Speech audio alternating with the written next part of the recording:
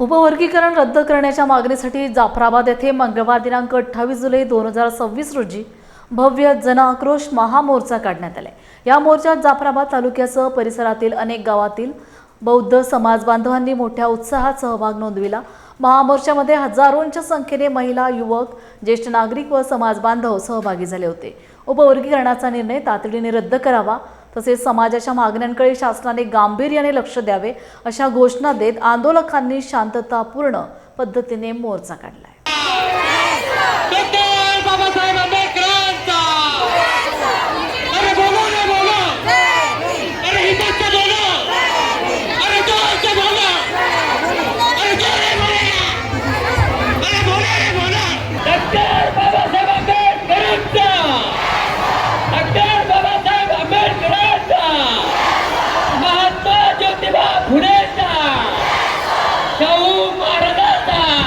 Doctor Babasaheb आंबेडकरांनी भारतीय संविधानाच्या आर्टिकल 141 नुसार संविधानाचं रक्षण करण्याची जबाबदारी दिली। ते संविधान जर मोडीत काढण्याचं काम सुप्रीम करत असेल तर हा समाज काय करेल? त्याला आर्टिकल 1901 नुसार जे आंदोलन करण्याचा अधिकार दिला त्याच्या अधीन राहून आम्ही हे आंदोलन करत आहोत, आम्ही आक्रोश करत आहोत। कारण सुप्रीम कोर्टाने जजमेंट देत असताना नैतिकतेचं भान राखलं पाहिजे। मला सुप्रीम कोर्टाला विचारायचं, भारतीय संविधानामध्ये बाबासाहेबांनी लिहिलेले एक प्रास्ताविक 22 भाग 395 कलमे 8 परिशिष्टामध्ये कोणत्या उपवर्गीकरणाची तरतूद आहे याचे उत्तर द्यावा। यावर सुप्रीम कोर्टाने एखाद्या विषयाला अनुसरून जर कलमामध्ये तरतूद नसेल तर त्याचे एक निकष ठरलेले आहेत। कोणते? सुप्रीम कोर्टाने जजमेंट देत असताना उपवर्गीकरणासंदर्भात संविधानात जर तरतूद नसेल तर एक प्रास्ताविक, 2 भारतीय संविधान भाग 4 directive principle of state policy, राज्यांची मार्गदर्शक तत्वे यांचा एक आधार आणि संविधान सभेमध्ये ज्या ज्या चर्चा झाल्या त्याचा आधार घेऊन निर्णय द्यायचा असतो। अरे बाबासाहेब 30 नोव्हेंबर 1948 ला म्हणतात या संदर्भात आरक्षण म्हणजे गरीब हटविण्याचा कार्यक्रम नाही। आरक्षण म्हणजे गरीब हटविण्याचा कार्यक्रम नाही, प्रतिनिधित्व। आणि गरिबी दूर करायची असेल, दारिद्र्य दूर करायचं असेल तर बाबासाहेब म्हणतात 30 नोव्हेंबर 1948 ला संविधान सभेत भारतीय संविधान भाग 4 directive principle of state policy, राज्यांची मार्गदर्शक तत्वे आर्टिकल 46। मग त्याचं मत असेल मागे आहेत, त्यांच्याकडे शिक्षणाला खर्च पैसे नाहीत, ते फीस भरू शकत नाही, तर बाबासाहेब म्हणतात अशा गरीब लोकांना पुढे आणण्यासाठी आर्टिकल 46 लिहिलं। बाबासाहेब म्हणतात त्यांच्यासाठी शाळा काढा, त्यांना मदत करा, त्यांना उद्योगाला पैसे द्या।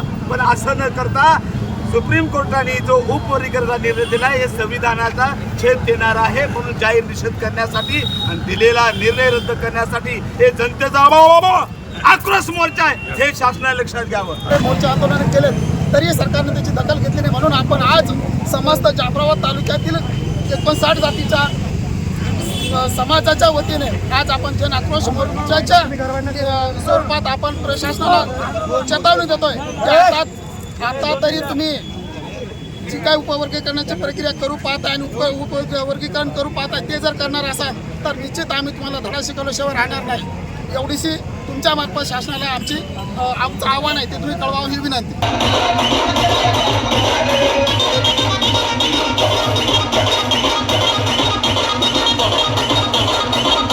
मी तुम्हाला सांगितलं की हा 51 वर्षाचा इतिहास आहे उपवर्गीकरणाचा, पण अगदी थोडक्यामध्ये मी तुम्हाला सांगण्याचा प्रयत्न करणार आहे। साधारणतः 1972 मध्ये अमेरिकेच्या एका विचारवंताने एक पुस्तक लिहिलं, त्या पुस्तकाचं नाव होतं थिअरी ऑफ जस्टिस। आणि या थिअरी ऑफ जस्टिस मध्ये सुरुवातीला या विचारवंताने थोडंसं शांततेने ऐकून घ्या। या थिअरी ऑफ जस्टिस या पुस्तकामध्ये एका विचारवंताने संसाधनाचं वितरण केलं पाहिजे अशा प्रकारचा विचार व्यक्त केला। आणि हे पुस्तक 1975 ला साधारणतः 1975 ला दिल्लीमध्ये JNU विद्यापीठामध्ये अभ्यासक्रमामध्ये आलं। अभ्यासक्रमामध्ये आल्यानंतर या पुस्तकाच्या आधारावरती एक सिद्धांत तयार केला गेला आणि पहिल्यांदा 1975 ला पंजाबमध्ये आरक्षणाचं उपवर्गीकरण झालं। त्यानंतर 2004 मध्ये आंध्र प्रदेश सरकारनं याचं उपवर्गीकरण केलं आणि खऱ्या अर्थानं देशभरामध्ये या उपवर्गीकरणाची चर्चा सुरू झाली।